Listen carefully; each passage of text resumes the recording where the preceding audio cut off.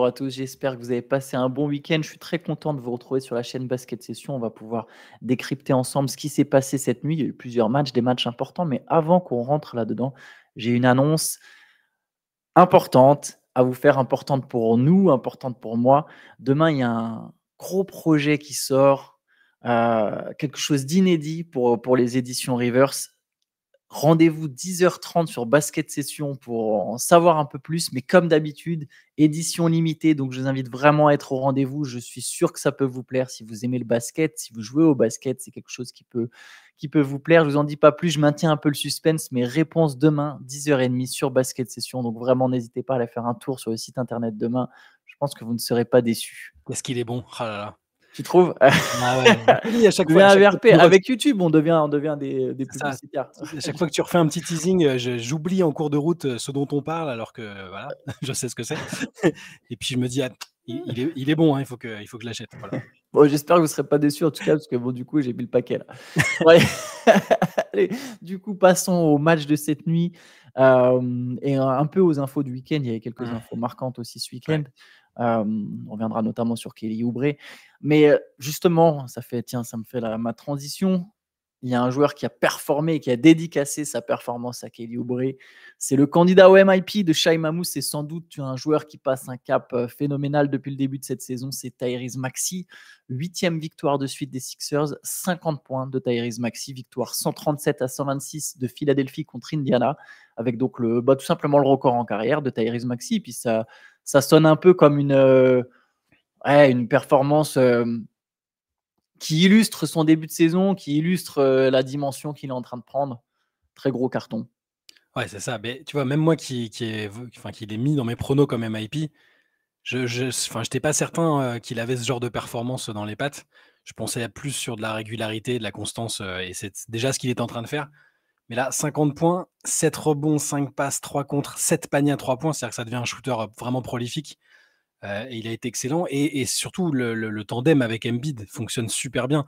Là, Embiid, on pourrait se dire, s'il y a quelqu'un qui met 50 points dans l'équipe, lui, c'est qu'il a été discret. Mais Embiid, il met 37 points, 13 rebonds, 7 passes, tu vois. Dans un match. Alors, ce qui est intéressant, c'est que les Sixers, ils se sont adaptés à l'adversaire. Indiana fait des matchs ultra offensifs, basket champagne tout le temps. Et Philadelphie a répondu à ce défi-là avec deux joueurs qui ont cumulé ont fait 87 points. Donc, c'est fou. Philadelphie démarre vraiment bien la saison grâce surtout à ces deux hommes-là et à Nick Nurse qui trouve bien la formule. Et tu parlais de Kelly Oubre. En plus, ils ont ce challenge-là à relever. C'est-à-dire que du coup, on n'en est pas parlé vendredi parce que ça s'est passé dans la nuit de vendredi à samedi, je crois. Mais il a été renversé par une voiture près de chez lui. Il a donc il a les côtes fracturées, il est blessé à la jambe, à la hanche. On ne sait pas du tout quand il va revenir. Et ils ont tous longue absence a priori. Longue absence. Et Maxey et les autres ont tout de suite pensé à lui. Donc tu sens aussi qu'il y a ça peut tomber sous le sens, mais c'est qu'il y a un collectif soudé qui pense à un mec, même s'il vient d'arriver, qui a eu une galère comme ça. C'est tout est ouvert à Philadelphie pour l'instant. Et Maxey est phénoménal. On l'envisageait sur du All-Star, du MIP. Là, il est totalement dans les clous. Là. Les matchs qu'il fait sont très, très haut niveau. Oui, c'est très important. On parle souvent de Joel Embiid, de la manière dont il peut se sentir à Philadelphie. Mais je pense que là, ça lui fait beaucoup de bien de jouer comme ça avec Maxey, d'avoir cette entente. Il l'a baptisé la franchise. Je pense que ça lui donne. Alors, c'est un petit compliment comme ça, mais ça prouve aussi qu'il est prêt à laisser les rênes à Maxey. Il y a une vraie complicité entre les deux. Je pense aussi que la manière de jouer prônée par Nick Nurse avec plus de mouvements, du jeu un peu plus rapide, ça met une meilleure ambiance aussi dans le groupe. Tu n'as pas un gars, et quand je dis un gars, c'est pas que Harden, c'est aussi Embiid, un gars qui juste monopolise la balle.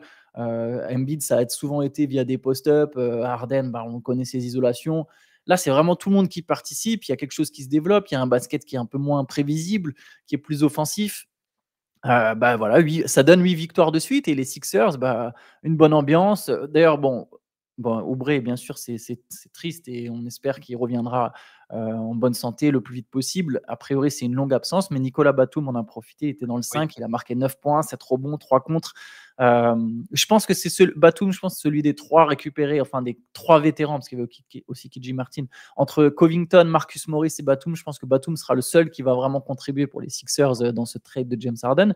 Mais voilà, on sent qu'il y a une équipe qui s'entend bien, qui fonctionne bien. Et bah écoute, ça peut donner une très belle dynamique avec un Maxi. Si Maxi, je pense que la condition pour que les Sixers soient vraiment un candidat au titre, c'est que Maxi ne soit pas juste un All-Star, mais soit vraiment une superstar.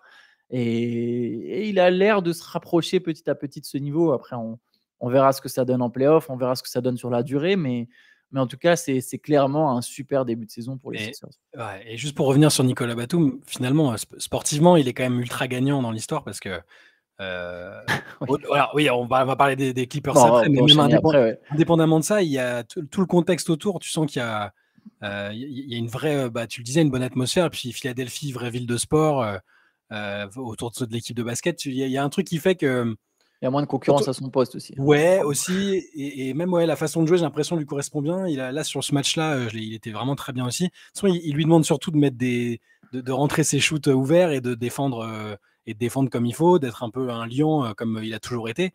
Et il avait un peu perdu aux Clippers où son temps de jeu était clairement en diminution ces derniers mois. Et là, il est clairement gagnant sportivement pour l'instant. Bah, tu sais quoi, on va enchaîner avec les Clippers. C'est la crise. C'est la crise. Ouais, on peut le dire comme ça, c'est la crise. Alors, avant le transfert de James Harden, cette équipe était à 3 victoires, 1 défaite. Elle a enchaîné 5 défaites de suite.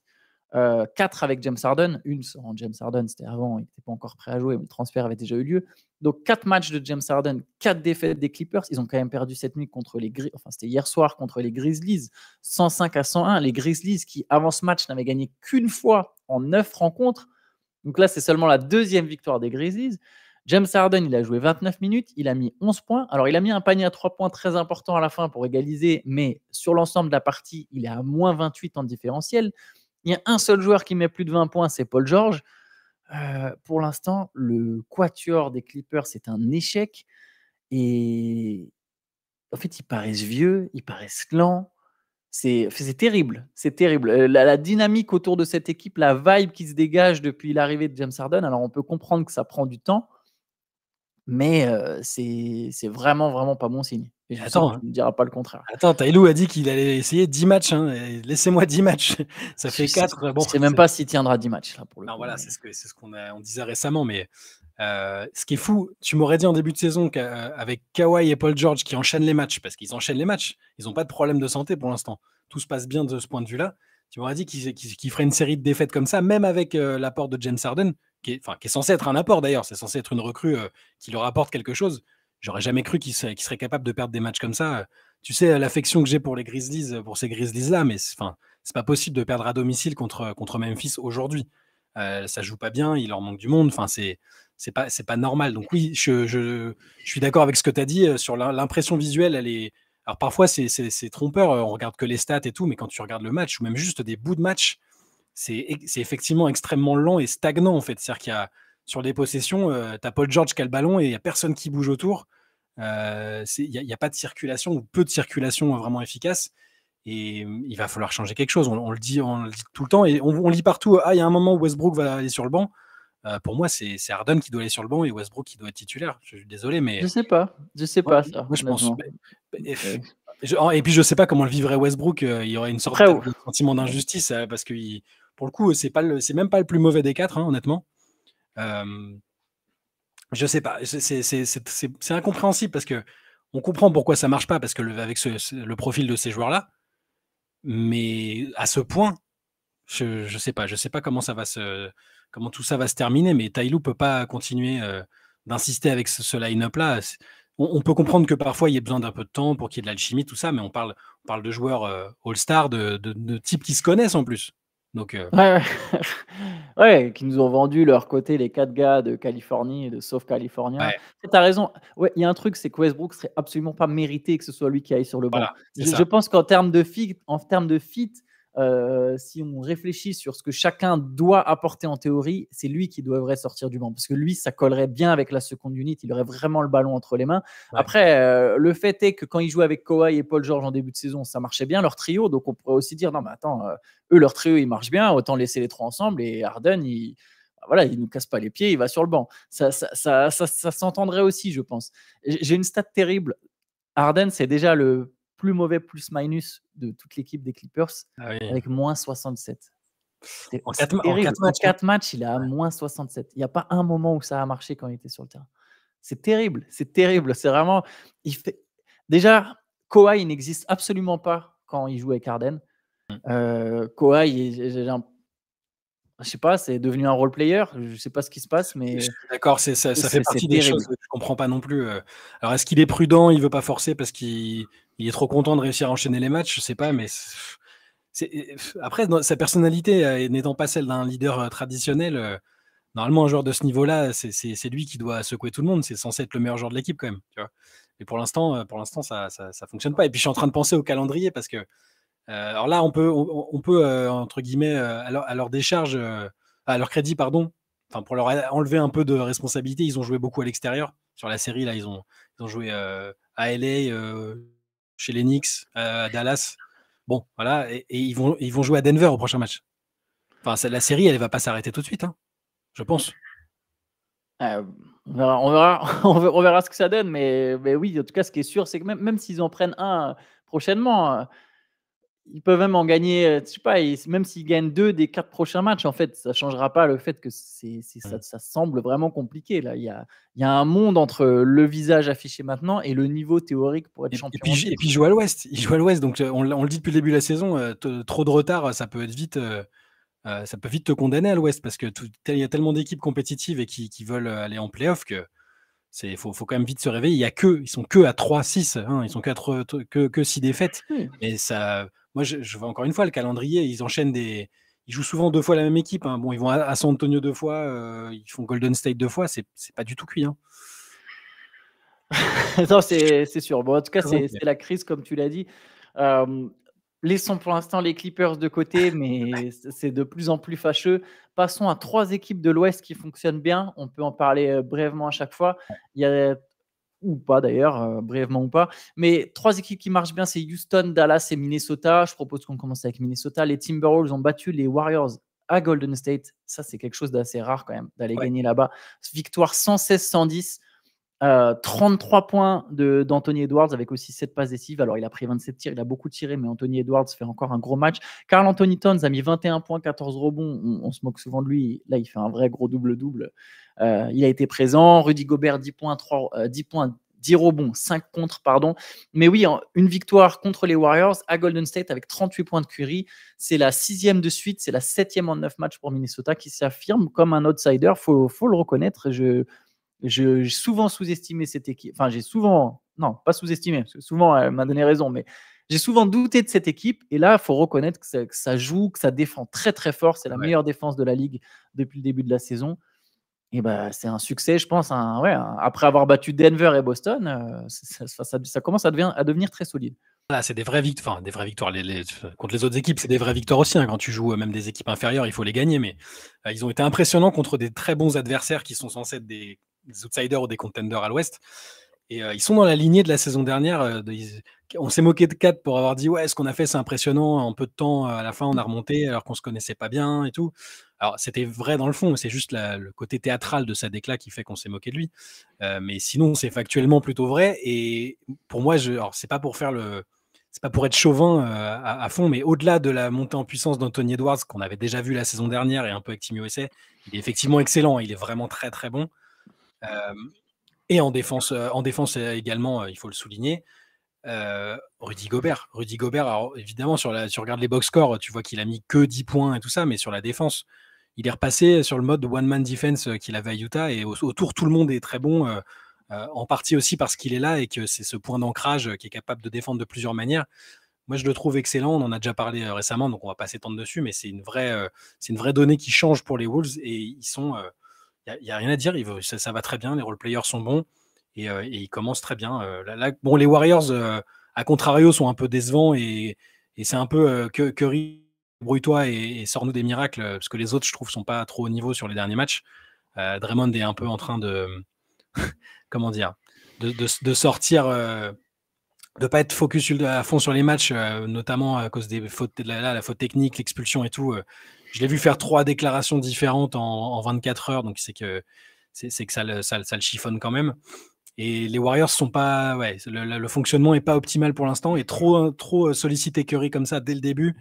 On l'a dit pour d'autres joueurs comme KD notamment, ou LeBron, c'est pas la meilleure formule.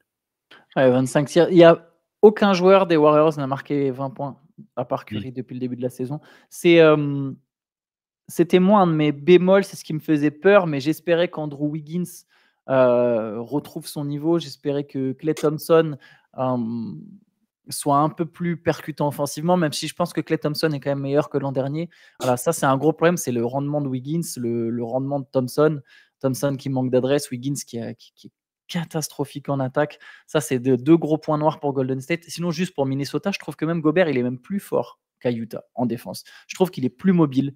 Alors voilà, je sais que c'est quelqu'un qui s'entraîne beaucoup, notamment sur sa souplesse, sur son agilité. J'imagine que c'est un travail qui porte ses fruits parce que je le trouve plus mobile que par le passé, même s'il était déjà plutôt mobile pour un grand de sa taille. Et la différence aussi avec Utah, c'est que là, il y a 2 vrais bons défenseurs extérieurs avec Edwards et McDaniels, là où à Utah, il y avait vraiment des passoires. À part Royce O'Neal, c'était très compliqué. Ouais. Donc là, ça fait vraiment la différence. On peut enchaîner avec Houston. 6 victoires de suite aussi pour Houston. 6 victoires, ils ont commencé à 0-3. Ils ont enchaîné avec 6 succès. Ils ont battu les Nuggets la nuit dernière. Donc, c'est quand même s'il n'y a pas de Jamal Murray, c'est quand même une belle victoire pour Houston avec 26 points de Fred VanVleet, 23 points, 8 rebonds, 5 passes d'Alperen Sengun, qui est justement enfin utilisé comme Nikola Jokic. C'est ce que tout le monde répétait l'an dernier. C'est fait. Même Jokic le demandait. Jokic disait il faut lui passer plus la balle. L'année dernière, oui. quand il faisait des comparaisons, il disait faut lui faire, faut que ça passe plus par lui, sinon c'est gâché un talent. Voilà, et là, c'est en train d'être le cas. Ça change beaucoup de choses pour Sengun, qui est lui aussi un candidat au MIP. Jokic qui a justement fait 36 points, 21 rebonds, 11 passes, mais 26 tirs, encore une fois, 38 minutes, 26 tirs. Il est obligé de beaucoup s'employer. Ça n'a pas payé. Défaite de Nuggets, mais donc belle victoire des Rockets, 6 victoires de suite. Houston, la patte Ime Udoka commence à prendre, même si ça tourne surtout autour de 2 joueurs, c'est VanVleet Sengun. C'est vraiment le duo qui porte cette équipe depuis le début de la saison. Les jeunes, on les voit plus trop, quoi. Sur les premiers matchs, on se disait voilà, c'est quoi ce foutoir. On se demande qui va vraiment. Enfin, si l'assemblage de ces jeunes plus les vétérans qui sont là, ça va fonctionner. Pour l'instant, ça monte en puissance, c'est pas mal. Et puis il y a le facteur défense. Enfin, ils sont passés. J'ai plus les stats exacts, mais 25e défense à 6e ou 7e, je sais pas, sur le début de saison. Ça change tout. Et Udoka, il avait cet ADN défensif aussi qu'il y avait à Boston et qui était indéniable. Et là, il l'apporte déjà sur un très petit échantillon, mais on le voit. Les joueurs, ils sont beaucoup plus durs défensivement, c'est beaucoup mieux articulé. Et quand tu as des joueurs d'expérience comme VanVleet qui sont en confiance aussi, Sengun qui est en train de passer un cap, mais on le souhaitait. On adorait le voir jouer, mais il était soit limité en temps de jeu, limité par sa défense et ses fautes, soit par le fait qu'il n'était pas assez alimenté. Et là, c'est un régal à voir jouer. C'est dur. Alors, on va pas le comparer, c'est du Jokic light, on va pas encore non plus l'adouber, mais parfois c'est magnifique son jeu de feinte, les passes qu'il trouve, les angles aussi. C'est un jeu très divertissant. Les Rockets sont divertissants, mais dans le bon sens du terme ce coup-ci. Ouais. Et d'ailleurs, j'ai dit les jeunes, on les voit plus, mais Alperen Sengun a 21 ans. Oui. Je le considère même plus comme un prospect en fait avec le niveau de jeu qu'il a atteint. Autre équipe, donc la troisième équipe qui tourne très bien à l'Ouest, c'est Dallas. Dallas qui allait chercher sa 8e victoire en 10 matchs, victoire contre les Pélicans. Les Pélicans d'ailleurs, c'est beaucoup plus compliqué. Victoire 136-124, 65 points en cumulé de Kyrie et de Luka. Donc 35 pour Kyrie Irving, qui a mis 7 paniers à 3 points, d'ailleurs, était très adroit avec 7 passes, et 30 points, 9 passes pour Luka Doncic, le duo qui fonctionne très bien. Voilà, ça tourne bien, et Dallas s'éclate, et Dallas est à 80% de victoire pour l'instant, donc c'est un gros début de saison des Mavericks. Apparemment, Kyrie était fatigué. Hein. Ils avaient hésité à le mettre au repos et tout ça, et finalement, il sort quasiment son meilleur match offensif de la saison, si je ne dis pas de bêtises, avec le shoot qui rentre. Il n'y a absolument aucune vague. Moi, mon scepticisme était aussi lié au fait que c'est souvent un divertissement hors du terrain, mais là, sur le terrain, quand il est à son niveau comme ça, que ça s'imbrique bien avec Luka, que je le souligne quand même pour l'instant, les adversaires, ils n'ont pas encore vraiment enchaîné des adversaires de très, très, très haut niveau, mais je souhaite que ça se passe bien pour eux aussi quand ce sera le cas, et c'est très possible vu la confiance qu'ils sont en train d'acquérir. Mais Kyrie, excellent. Luka, il a surtout accéléré dans le 3e sur ce match-là. Avant, c'était un peu plus en dilettante, on va dire, mais Dallas gagne les matchs compliqués, gagne les matchs où il joue pas bien, gagne les matchs où il joue bien. il y a rien à dire pour l'instant, c'est un début de saison très réussi. Yes, allez, on va passer aux Français, puis après on en terminera avec ce CQFR. Hem, la performance de Victor Wembanyama quand même, Ouais. les Spurs ont perdu contre le Heat malgré 18 points, 11 rebonds, 7 passes de Victor Wembanyama qui a aussi perdu 7 ballons, 8 Mmh. sur 22 au tir, il a été maladroit. Les Spurs ont eu 19 points d'avance, mais ils ont perdu donc contre Miami. Encore une défaite pour San Antonio, c'est quoi la cinquième de suite? Cinquième Ouais. de suite, je pense, pour les Spurs. Voilà, Victor Wembanyama a fait son double-double, mais bon, l'apprentissage continue, hein, ça continue. Enfin, c'est toujours un peu compliqué pour San Antonio qui a du mal à gagner des matchs, surtout là contre une équipe comme Miami Une qui équipe lâche pas l'affaire. qui avait pourtant pas Jimmy Butler, pas Tyler Herro.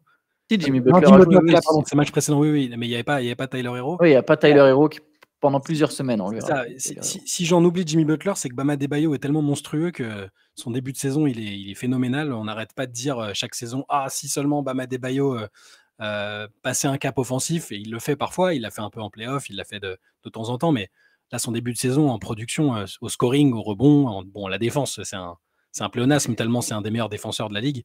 Le playmaking revient aussi, celui qu'on avait vu pendant une bonne partie de ses débuts aussi à Miami.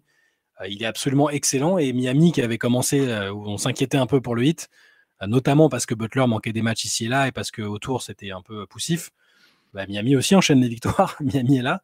Là, bon, là, ils battent des Spurs qui sont, comme tu l'as dit, c'est très, très irrégulier en dents de scie parce qu'ils ont des énormes passages pendant les matchs, notamment grâce à Victor Wembanyama, il faut le dire aussi. Mais lui-même a des petites sautes de. Il y a des sautes, que ce soit de la concentration ou de la fatigue physique. Il y a encore une fois à boire et à manger. Il y a des points, des situations où on est toujours halluciné de ce qu'il est capable de faire. Et puis, il y a encore des pertes de balles très évitables, des tirs où on se demande pourquoi il les prend. Voilà, bon, on va le dire à chaque fois, hein, c'est le fameux chemin à parcourir pour que avant qu'il soit vraiment prêt pour dominer. Ouais, il y a un point intéressant chez Wembanyama, c'est qu'il joue maintenant régulièrement au-dessus des 30 minutes. Il commence à prendre vraiment le rythme à ce niveau-là. Popovic lui fait aussi plus confiance alors, c'est pas qu'il ne lui faisait pas confiance, mais la ligne sur de plus longues séquences, ça peut l'aider lui aussi à se mettre plus facilement en rythme en attaque, etc. On le voit qu'il prend plus de tirs, il a des ballons, il met ses points, il fait ses stats. Bon, de toute façon, San Antonio, on l'a senti, va pas gagner beaucoup de matchs cette saison, mais ça continue à monter en puissance. Pour le Heat, c'est la 5e victoire de suite, 4 matchs de suite à plus de 20 points pour Bam Adebayo. Je trouve qu'il est vraiment dans la lignée offensivement de ses finales NBA. Mm. Et je dirais même qu'il y a eu peut-être un déclic mental d'ailleurs avec ses finales NBA, parce qu'on savait déjà qu'il pouvait mettre des tirs à mi-distance, mais là, c'est la manière dont il les met, moi, que je retiens chez Bam Adebayo, c'est qu'il peut maintenant te mettre des fadeaway. C'est la première option offensive de cette équipe. Alors là, en plus, on sait qu'il a une entente incroyable avec Duncan Robinson. Duncan Robinson, il remet 26 points, était titulaire. Ouais. Il y a vraiment une complicité entre ces deux-là qui est très intéressante. 6 passes pour Adebayo, 4 pour Robinson. Et ouais, Bam Adebayo, première option offensive du Heat, en fait, je pense, cette saison. Ça risque d'être le cas jusqu'au playoff. Ouais, voilà, c'est ça. Il y aura des matchs de Jimmy Butler, évidemment. Il y aura des étincelles de Jimmy Butler par moment. Mais je pense que jusqu'au playoff, Bam Adebayo va être cette espèce de métronome. Et si derrière, Butler active son mode playoff comme il le fait chaque année, et que Bam Adebayo garde cette attitude, ce tranchant en attaque, et que tu récupères Tyler Herro, etc., Caleb Martin, tu as quand même. Kyle Lowry n'a pas joué non plus hier, si je ne dis pas de bêtises. Donc, tu as quand même une équipe. Ouais, tu as quand même une équipe intéressante à Miami. Je commence à revenir doucement sur mes propos. Mais bon, voilà, ça c'était pour Wembanyama et pour le Heat. Juste, il y a encore, et encore une fois, pour le Heat, il y a toujours ces joueurs un peu de l'ombre qui sont en train de sortir. Alors bon, le rookie Raquez, on savait qu'il était pas mal, on l'avait vu. Il a fait un match à 20 points ce week-end. Ouais, même là, 11 points, 6 rebonds, enfin, il est productif, il met du mouvement, tout ça, de la combativité. Mais là, tu as du Drew Smith qui joue 27 minutes. Et sur le banc, du jour au lendemain, Spoelstra peut faire jouer Cole Swider, Orlando Robinson. Voilà, c'est la formule Miami. Et allez, on enchaîne avec. Il y avait une autre très belle perf pour un Français, quand même. La meilleure perf de sa jeune carrière, c'est Bilal Koulibaly qui a mis 20 points avec les Wizards. Ouais. J'ai osé regarder un petit peu ce match. Et franchement, beau, hein. déjà, il y a deux choses. Déjà, c'était pas beau. Je ne sais pas qui a fait le design du maillot des Nets. Mais là, ça, c'est quelques semaines de prison au minimum. Au minimum, je pense. Tu sais, juste histoire de te remettre les idées en place et de dire non, mais regarde ce que tu fais du mal à la société, mec. Parce que ça, c'est pas bon, tu vois. Il y a des gens qui regardent et ils sont obligés de souffrir et de subir ce que toi, tu as proposé. Alors, le maillot des Nets, c'est ignoble. Alors, les Wizards, la fin de match, c'était absolument catastrophique. C'est-à-dire que Ouais. Washington était au contrôle et ils ont réussi à perdre parce qu'ils n'ont Mmh. pas marqué pendant 4 minutes. Pendant 4 minutes entières, ils n'ont pas marqué avec un nombre de tirs pris par Kyle Kuzma dans ces 4 minutes. À un moment, il prend 3 tirs en 20 secondes. Il se fait contrer et les 2 autres, il les rate 2-3 points. Enfin bref, c'est. Bon, les Wizards sont toujours les Wizards, mais Bilal Koulibaly a fait 20 points, 7 rebonds, 3 passes, 4 interceptions. Pardon, je te laisse la parole. Je Pas me de suis souci. étalé un peu sur le designer Non, des non, Nets. c'est très bien, mais écoute, j'ai apprécié ce petit point graphique et de design. Bilal Koulibaly, c'est devenu. Il y a un seul joueur plus jeune que lui, je ne sais pas si tu as vu, qui avait mis au moins 20 points, au moins 4 paniers à 3 points et au moins 4 interceptions dans un match dans l'histoire de la NBA, depuis qu'on compte, c'est LeBron James. Donc c'est pas mal. Alors on sait, on fait dire ce qu'on veut Ah, au stade. Hein, parce que si ça, tu décales d'une interception ou d'un mois voilà, et tu c'est ça. as 50 mecs. Pour Mais faire rentrer comment. Mais le fait d'être ne serait-ce que dans cette catégorie-là, ça montre déjà qu'il est productif. Il faut rappeler le contexte. Hein, les Wizards sont absolument abominables à avoir joué, comme tu l'as dit, et ça va être comme ça toute la saison. Mais moi, de toute façon, ce qu'on attendait de lui quand on avait fait le podcast en début de saison sur nos attentes pour les Français, c'était qu'il ait l'opportunité de se montrer, parce qu'on savait que les Wizards, ce serait compliqué. Et pour moi, à chaque fois qu'il se montre, il montre son activité, sa défense qui est toujours de très très haut niveau. Là, des matchs comme ça où il rentre des paniers à 3 points quand il a l'occasion de les mettre, il le fait. Donc c'est très positif pour lui. On souhaite ça pour lui, avec peut-être un peu moins de folklore autour, parce que ça reste des bouillies à regarder, mais pour lui, en tout cas, c'est pas mal. il a joué 34 minutes. J'espère que ça incitera vraiment Wes Unseld Jr. à faire jouer Bilal Koulibaly de grosses minutes à chaque match parce qu'il est Ouais. intéressant, il est long, il est athlétique, et il joue dans le collectif, il coupe. Il a une activité vraiment. J'ai beaucoup aimé ce que j'ai vu de Bilal Koulibaly. Et tu Ça m'a surpris. disais qu'ils avaient pu marquer sur les 3 dernières minutes du match, c'est ça? 4 dernières minutes. Pendant 4 4. minutes, c'est lui qui met le dernier panier Oui. quand il reste 10 secondes. Il met fin à leur série de 4 minutes sans marquer. Et t'as vu qu'il y a eu pire il y a eu Phoenix aussi dans ce registre-là quand même. Ok, c'est vrai qu'on n'en a pas parlé, mais j'ai pas Alors, suivi le match. très rapidement. J'ai vu que le Thunder a battu les Suns 111-99. Donc Phoenix perd contre le Thunder, Thunder qui a explosé les Suns dans le dernier quart-temps, 31-13, et pendant 6 minutes et 42 secondes, les 6 dernières minutes et 42 secondes du match, les Suns n'ont pas marqué de panier. Avec Kevin Sachant qu'il y a Durant et Bradley Beal. Voilà. Donc c'est pareil, on l'a dit plusieurs fois, c'est pas beau Phoenix pour l'instant, c'est même parfois pas du tout efficace là comme dans ce 4e quart-temps. Et quand c'est des équipes, des bonnes équipes comme OKC, avec Shai Gilgeous-Alexander et Jalen Williams pour le coup là, qui lui a fait son meilleur match offensif, je pense depuis le début de saison, font 35 et 31 points. Chet Holmgren toujours métronome, 18 points à 50%. Enfin il est impressionnant de régularité. Et même Guidi qui fait un double-double. Les Suns peuvent pas battre des équipes comme ça en faisant des 4e cartons apocalyptiques, 13 points et pas marquer le moindre panier sur les presque 7 minutes, tu te rends compte, enfin, on parle pas d'une équipe qui a 0 excuse. Donc eux aussi, il y a du. Bon, Devin Booker n'est pas là, c'est quand même important. Mais bon, Bradley Beal, Kevin Durant. non, c'est pas normal. Quand même voilà. pouvoir. Il y a pas. Enfin, alors moi, j'ai pas vu sur ce match, mais il y a tellement pas de jeu à Phoenix et ça. Ça là, bien sûr. Frank Vogel, il découvre son équipe, mais Nick Nurse aussi, il découvre son équipe. Alors oui, la différence, c'est que les Sixers, les joueurs, ils se connaissent un peu mieux, tu vois. Ils ont un vécu collectif que les Suns n'ont pas, mais c'est pas normal. C'est pas normal d'avoir un jeu aussi pauvre en ayant quand même des bons joueurs et au bout de 2 semaines. Alors je te demande pas d'avoir le collectif. Voilà, les Bucks non plus, ça joue pas très bien, mais il y a quand même déjà un peu plus de choses. Là, il n'y a pas de meneur. À Phoenix, il n'y a pas de meneur là. Surtout quand Booker n'est pas là, Booker qui fait meneur même par défaut, c'est pas un playmaker. De par nature, même s'il le fait très bien quand il est là. Là, quand tu regardes le 5, Okogie, Bradley Beal, Grayson Allen, Beal aussi est censé pouvoir le faire, mais il n'y a pas de vrai meneur. Non, mais les Sixers non plus, ils n'ont pas de meneur. Tyrese Maxey, c'est pas un meneur. Tu vois, il n'y a pas de meneur à Philly. Ça ne les empêche pas d'avoir du jeu, quoi. Pas de meneur. Il y a des équipes qui n'ont pas de meneur, quoi. Là, franchement, c'est juste qu'il n'y a pas de basket, en fait. Allez, on va s'arrêter là-dessus. On n'a pas cité les autres performances françaises, les Kylianais, etc. Mais il y a beaucoup de matchs. Vous pouvez regarder ça. Vous pouvez retrouver tout ça sur Basket Session. Et écoutez, on va se laisser là. Pardon, j'en perds mes mots. Qu'est-ce que je voulais vous dire? Oui, je voulais vous dire, voilà, je me souviens. Je voulais vous dire que ce week-end, il y avait sur la chaîne Basket Session évidemment le Moop Deep. Il y avait aussi une interview de l'arbitre Ion Rosso, ouais. Yohan Rosso, Je me souvenais plus de son prénom, je suis désolé. Je savais que c'était Rosso, j'allais dire Monsieur Rosso, ça faisait un peu bizarre. Et il y avait évidemment le nouvel épisode du Hoop Culture de Théo et Pierre Armand, donc n'hésitez pas à checker tout ça. Et nous, on se retrouve dès cet après-midi pour un podcast sur la chaîne Basket Session. Bonne journée à tous. Bonne journée, ciao.